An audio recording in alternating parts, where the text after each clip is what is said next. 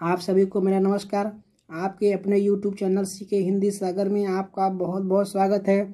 कक्षा 9 के विद्यार्थी, आज आप लोग हिंदी क्षितिज गद्य भाग अध्याय 1 दो बैलों की कथा आज आप लोग पार्ट 2 पढ़ेंगे। जैसा कि आप लोग देख पा रहे हैं, यहाँ पर देखिए 3 लिखा हुआ है। कहने का अर्थ क्या है कि इसके पूर्व 1 और 2 आप लोग पढ़ चुके हैं। तो चलते हैं, प्रारंभ करते हैं आगे की ओर। अरे यह क्या, कोई साढ़ ढौकता चला आ रहा है?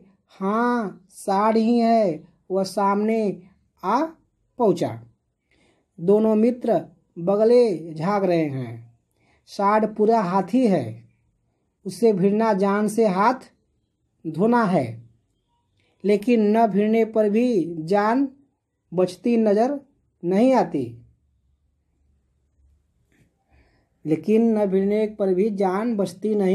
नजर आती। इन्हीं की तरफ आ भी रहा है, लेकिन कितना भयंकर सूरत है। मोती ने मुख भाषा में कहा, बुरे फंसे, जान बचेगी, कोई उपाय सोचो। हीरा ने चिंतित स्वर में कहा, अपने घमंड में भुला हुआ है। आरजू विनती न सुनेगा, भाग क्यों न चले। अब आगे की ओर देखते हैं। भागना कायरता है तो फिर यहीं मरो। बंदा तो 9-2-11 होता है, और जो दौड़ाए तो फिर कोई उपाय सोचो जल्द। उपाय यही है कि उस पर दोनों जने एक साथ चोट करे। मैं आगे से रगेदता हूँ, तुम पीछे से रगेदो। दोहरी मार पड़ेगी तो भाग खड़ा होगा, मेरी ओर झपटे। तुम बगल से उसके पेट में सींग घुसेड़ देना। जान जोखिम है, पर दूसरा उपाय नहीं है। दोनों मित्र जान हथेलियों पर लेकर लपके। साढ़ को भी संगठित शत्रुओं से लड़ने का तजर्बा न था। वह तो एक शत्रु से मल्लयुद्ध करने का आदी था। जो ही हीरा पर झपटा, मोती ने पीछे से दौड़ाया। साढ़ उसकी तरफ मुड़ा तो हीरा ने रगेदा। साढ़ चाहता था कि एक एक करके दोनों को गिरा ले, पर ये दोनों भी उस्ताद थे, उसे वो अवसर न देते थे। एक बार साढ़ झल्लाकर हीरा का अंत करने के लिए चला कि मोती ने बगल से आकर पेट में सींग भोंक दिया। साढ़ जख्मी भोंक दिया ना। इसके बाद आगे देखेंगे। साढ़ क्रोध में आकर पीछे फिरा तो हीरा ने दूसरे पहलू में सींग चुभा दिया। आखिर बेचारा जख्मी होकर भागा और दोनों मित्रों से दूर तक उसका पीछा किया, यहाँ तक कि साढ़ बेदम होकर गिर पड़ा। तब दोनों ने उसे छोड़ दिया। दोनों मित्र विजय के नशे में झूमते चले जाते थे। मोती ने अपनी सांकेतिक भाषा में कहा, मेरा जी तो चाहता है कि बच्चा को मार ही डालो। हीरा ने तिरस्कार किया, गिरे हुए बैरी पर सींग न चलाना चाहिए। सब ढोंग है। बैरी को ऐसा मारना चाहिए कि फिर न उठे। वाह, अब घर कैसे पहुँचेंगे वह सोचो। पहले कुछ खा ले तो सोचे। सामने मटर का खेत था ही। मोती उसमें घुस गया। हीरा मना करता रहा, पर उसने एक न सुनी।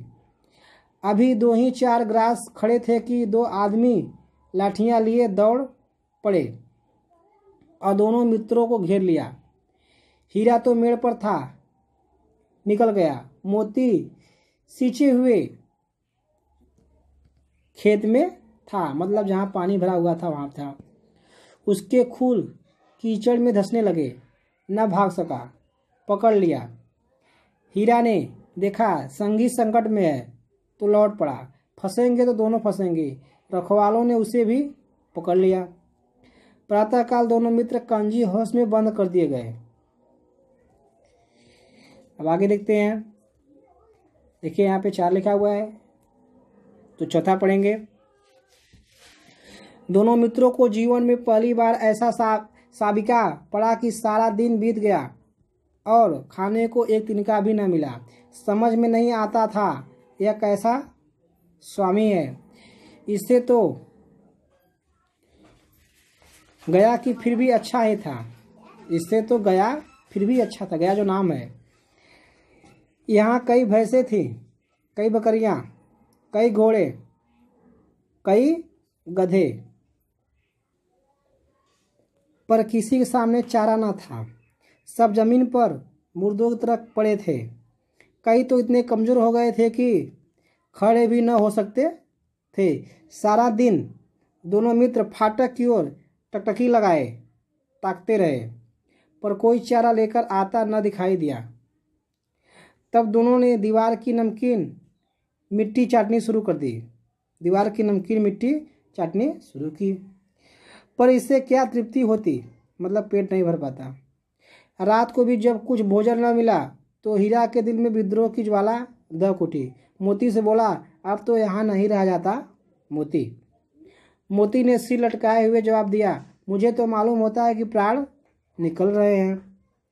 इतनी जल्द हिम्मत ना हारो भाई, यहाँ से भागने का कोई उपाय निकालना चाहिए और दीवार तोड़ डाले। मुझसे तो अब कुछ नहीं होगा। बस इसी बूते पर अकड़ते थे। सारी अकड़ निकल गई। बाड़े की दीवार कच्ची थी, हीरा मजबूत तो था ही। अपने नुकीले सिंह दीवार में गड़ा दिया और जोर मारा तो मिट्टी का एक चिप्पड़ निकल आया। फिर तो उसका, अब आगे देखेंगे, साहस बढ़ा। इसने दौड़ दौड़कर दीवार पर चोटें की और हर चोटों में थोड़ी थोड़ी मिट्टी गिराने लगा। उसी समय कांजी हाउस का चौकीदार लालटेन लेकर जानवरों की हाजिरी लेने आ निकला। हीरा का उजड़पन देखकर उसने उसे कई डंडे रसीद किए, मतलब मार दिए, और मोटी सी रस्सी से बांध दिया। मोती ने पड़े पड़े कहा, आखिर मार खाई, क्या मिला? अपने बूते भर जोर तो मार दिया। अपने बूते भर जोर तो मार दिया। ऐसा जोर मारना किस काम का कि और बंधन में पड़ गए। मतलब ऐसा मार खाए कि और मोटा रस्सी हो गया। जोर तो मारता ही जाऊंगा, चाहे कितने ही बंधन पड़ते जाएं। जान से हाथ धोना पड़ेगा। उसने बोला, कुछ परवाह नहीं, यो भी तो मरना ही है। सोचो, दीवार खुद जाती तो कितनी जानें बच जाती। इतने भाई यहाँ बंद है, किसी देह में जान नहीं है। दोनों 2-4 दिन और यही हाल रहा तो सब मर जाएंगे। हाँ, यह बात तो है। अच्छा तो लो आ, अच्छा तो ला, फिर मैं भी जोर लगाता हूँ। मोती ने भी दीवार में उस जगह सिंग मारा। थोड़ी सी मिट्टी गिरी और फिर हिम्मत बढ़ी। फिर तो यह दीवार में सिंग लगाकर इस तरह जोर करने लगा मानो किसी प्रतिद्वंदी से लड़ रहा हो। आखिर कोई 2 घंटे की जोर आजमाई के बाद दीवार ऊपर से लगभग 1 हाथ गिर गई। उसने दूनी शक्ति से दूसरा धक्का मारा तो आधी दीवार गिर पड़ी। अब आगे देखेंगे, कहानी बहुत जबरदस्त है। दीवार का गिरना था कि अधमरे से पड़े हुए सभी जानवर चेत उठे। तीनों घोड़ियां सरपट भाग निकली, फिर बकरियां निकली, इसके बाद भैंसें भी खिसक गई, पर गधे अभी तक ज्यों के त्यों खड़े थे। हीरा ने पूछा, तुम दोनों क्यों नहीं भाग जाते? एक गधे ने कहा, जो कहीं फिर पकड़ लिया जाए। एक गधे ने कहा, जो कहीं फिर पकड़ लिया जाए तो क्या हरज है, अभी तो भागने का अवसर है। हमें तो डर लगता है, हम यहीं पड़े रहेंगे। गधा ऐसा कह रहा है। आधी रात से ऊपर जा चुकी थी। दोनों गधे अभी तक खड़े सोच रहे थे कि भागे या न भागे, और मोती अपने मित्र की रस्सी तोड़ने में लगा हुआ था। जब वह हार गया तो हीरा ने कहा, तुम जाओ, मुझे यहीं पड़ा रहने दो, शायद कहीं भेंट हो जाए। मोती ने आंखों में आंसू लाकर कहा, तुम मुझे इतना स्वार्थी समझते हो? हीरा, हम और तुम इतने दिनों एक साथ रहे हैं, आज तुम विपत्ति में पड़ गए तो मैं तुम्हें छोड़कर अलग हो जाऊं? हीरा ने कहा, बहुत मार पड़ेगी, लोग समझ जाएंगे यह तुम्हारी शरारत है। मोती गर्व से बोला, जिस अपराध के लिए तुम्हारे गले में बंधन पड़ा उसके लिए अगर मुझे मार पड़े तो क्या चिंता, इतना तो हो ही गया कि 9-10 प्राणियों की जान बच गई, वे सब तो आशीर्वाद देंगे। यह कहते हुए मोती ने दोनों गधों को सींग से मार मार कर बाड़े के बाहर निकाला और तब अपने बंधु के पास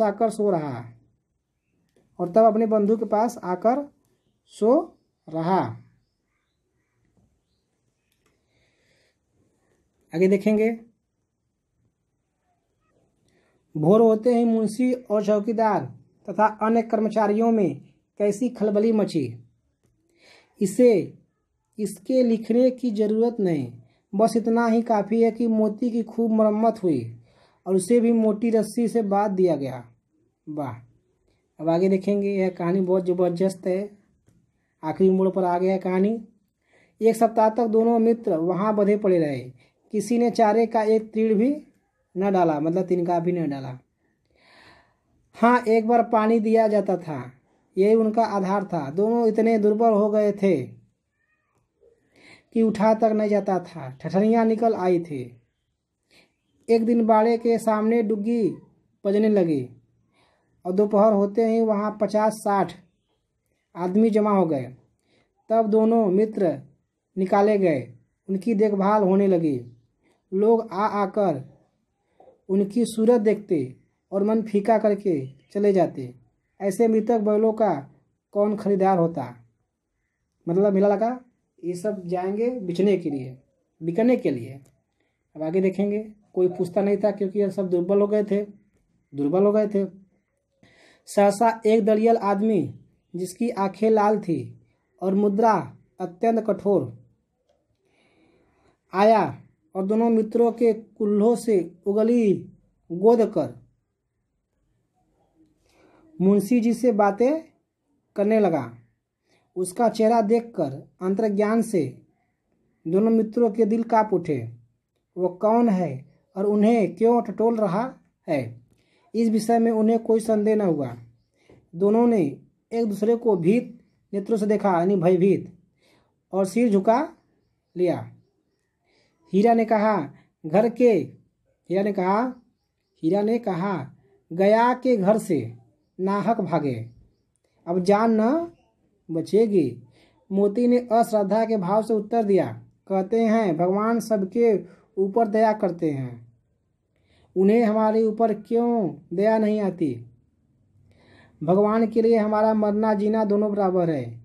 चलो अच्छा ही है, कुछ दिन उसके पास तो रहेंगे। एक बार भगवान ने उस लड़की के रूप में हमें बचाया था, क्या अब न बचाएंगे? यह आदमी छुरी चलाएगा, देख लेना। तो क्या चिंता, मांस खाल सींग हड्डी सब किसी न किसी काम आ जाएंगे। नीलाम हो जाने के बाद दोनों मित्र उस दरियल के साथ चले गए। दोनों की बोटी बोटी काँप रही थी, बेचारे पांव तक न उठा सकते थे, पर भय के मारे गिरते पड़ते भागे जाते थे, क्योंकि वह जरा भी चाल धीमी हो जाने पर जोर से डंडा जमा देता था। राह में गाय बैलों का एक रेवड़ हरे हाल में चरता नजर आया। सभी जानवर प्रसन्न थे, चिकने चप्पल, कोई उछलता था, कोई आनंद से बैठा पागुर करता था। कितना सुखी जीवन था इनका, पर कितने स्वार्थी हैं सब, किसी को चिंता नहीं की। उनके दो भाई बधिक के हाथ पड़े कैसे दुखी है। सहसा दोनों को ऐसा मालूम हुआ कि यह परिचित राह है। हाँ, इसी रास्ते से गया, उन्हीं ले गया था। मतलब जो रास्ता है वह क्या है, परिचित है। वहीं खेत, वहीं बाग, वहीं गांव मिलने लगा। प्रति क्षण उनकी चाल तेज होने लगी। सारी थकान, दुर्बल सारी थकान, सारी दुर्बलता गायब हो गई। आह, यह लो, अपना ही हार आ गया, अपना ही हार आ गया। हार की घर, यहाँ पे घर रहेगा, शायद घर रहेगा। अपना ही घर आ गया। इसी कुएं पर हम पूर चलाने आया करते थे, यही कुआं है। अब आगे देखेंगे। मोती ने कहा, हमारा घर नगीच आ गया। हीरा बोला, भगवान की दया है, मैं तो अब घर भागता हूँ। यह जाने देगा, जो खरीदा है, इसे मैं मार गिराता हूँ। नहीं, दौड़कर थान पर चलो। मतलब जहाँ जहाँ पर वह पशु खड़ा होता था, उसे बांधा जाता था, वहाँ से हम आगे न जाएंगे। दोनों उन्मत्त होकर, पागल होकर, बछड़ों की भांति कुलेल करते हुए, यानी क्रीड़ा करते हुए, खेलते हुए घर की ओर दौड़े। वह हमारा थान है। दोनों दौड़कर अपने थान पर आए और खड़े हो गए। दड़ियल भी पीछे पीछे दौड़ा चला आता था। झूरी द्वार पर बैठा धूप खा रहा था। बैलों को देखते ही दौड़ा और उन्हें बारी बारी से गले लगाने लगा। मित्रों की आंखों से आनंद के आंसू बहने लगे। एक झूरी का हाथ चाट रहा था। दड़ियल ने जाकर बैली रस्सियां पकड़ ली। झूरी ने कहा, मेरे बैल हैं। तो उसने कहा, तुम्हारे बैल कैसे? मैं मवेशी खाने से नीलाम के लिए आता हूँ, मतलब खरीद कर लाया हूँ। मैं तो समझा हूँ चुराए लिए आते हो। मैं तो समझा हूँ कि चुराए लिए आते हो, चुपके से चले जाओ। मतलब चुराने के लिए आए हो और चले जाओ। मेरे बैल हैं, मैं बेचूंगा तो बिकेंगे। किसी को मेरे बैल नीलाम करने का क्या अख्तियार है, क्या अधिकार है? जाकर थाने में रपट कर दूंगा, नाम लिखा दूंगा। मेरे बैल हैं, इसका सबूत यह है कि मेरे द्वार पर खड़े हैं। इसने कहा। झूरी दड़िया झलाकर बैलों को जबरदस्ती पकड़ ले जाने के लिए बढ़ा। उसी वक्त मोती ने सिंग चलाया। दड़ियल पीछे हटा। मोती ने पीछा किया। दड़ियल भागा। मोती ने पीछा, दड़ियल भाग गया। मोती पीछे दौड़ा। गांव के बाहर निकल जाने पर वह रुका, पर वहां खड़ा दड़ियल का रास्ता देख रहा था। दड़ियल दूर खड़ा धमकियां दे रहा था, गालियां निकाल रहा था, पत्थर फेंक रहा था, और मोती विजयी सूर की भांति उसका रास्ता रोके खड़ा था। मोती विजयी सूर की भांति उसका रास्ता रोके खड़ा था। गांव के लोग यह तमाशा देखते थे और हंसते थे। आगे देखेंगे, कहानी बहुत जबरदस्त है। जब दड़ियल हार कर चला गया तो मोती अकड़ता हुआ लौटा। हीरा ने कहा, मैं डर रहा था कि कहीं तुम गुस्से में आकर मार न बैठो। अगर वह मुझे पकड़ता तो मैं बेमारे न छोड़ता, मतलब मार देता। अब न आएगा तो दूर से ही खबर लूँगा, देखूं कैसे ले जाता है, जो गोली मरवा दे। मर जाऊंगा पर उसके काम तो न आऊँगा। हमारी जान को कोई जान ही नहीं समझता, इसीलिए कि हम इतने सीधे हैं। जरा देर में नादों में खली, भूसा, चोकर और दाना भर दिया गया। मतलब थोड़ी देर के बाद खली, भूसा, चोकर, दाना भर दिया गया। कहाँ? नाद में। और दोनों मित्र खाने लगे। झूरी खड़ा दोनों को सला रहा था और 20 लड़के तमाशा देख रहे थे।